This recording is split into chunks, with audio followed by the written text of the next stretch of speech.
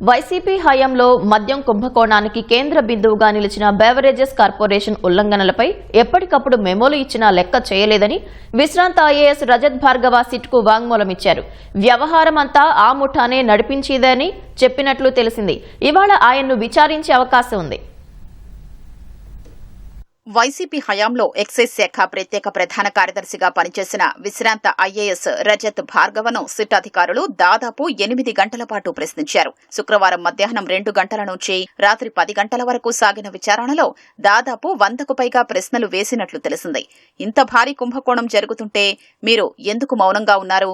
ఎవరి ఆదేశాలకు తలొగ్గారు అనే కోణంలో వివరాలు రాబట్టారు. కొన్నింటికి సూటిగా సమాధానాలు ఇచ్చిన రజత్ భార్గవ మరికొన్నింటికి మాత్రం తప్పించుకునే రీతిలో జవాబులిచ్చినట్లు తెలిసింది. మద్యం సరఫరా కంపెనీలు, డిస్టిలరీలకు చెల్లింపులు చేసేటప్పుడు బెవరేజెస్ కార్పొరేషన్ పొందే రాయితీ విధానంలో ఎందుకు పదే పదే మార్పులు చేశారని ప్రశ్నించగా దానికి సరైన సమాధానం చెప్పలేదని తెలిసింది.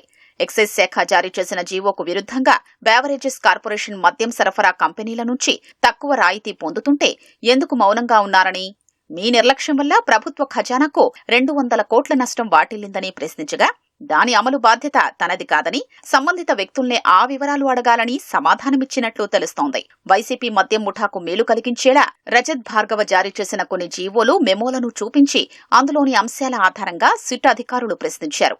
కొత్తగా ఏర్పాటైన మద్యం సరఫరా కంపెనీలకు తొలుత 10,000 కేసుల కంటే ఎక్కువ సరఫరా ఆర్డర్లు ఇవ్వకూడదనే నిబంధన ఉల్లంఘిస్తుంటే ఎందుకు పట్టించుకోలేదని సిట్ ప్రశ్నించగా అవన్నీ బెవరేజెస్ కార్పొరేషన్ ఎండీ పరిధిలోని అంశాలని తాను చూడనని రజత్ భార్గవ చెప్పినట్లు తెలుస్తోంది.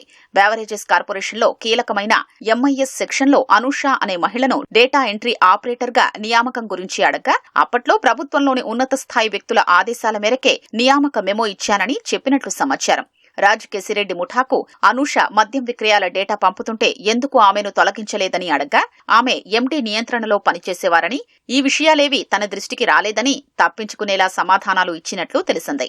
ఉల్లంఘనలపై ఎప్పటికప్పుడు మెమోలు ఇచ్చినా వాటిని ఎవరూ లెక్క చేసేవారు కాదని రజత్ భార్గవ చెప్పినట్లు తెలిసింది.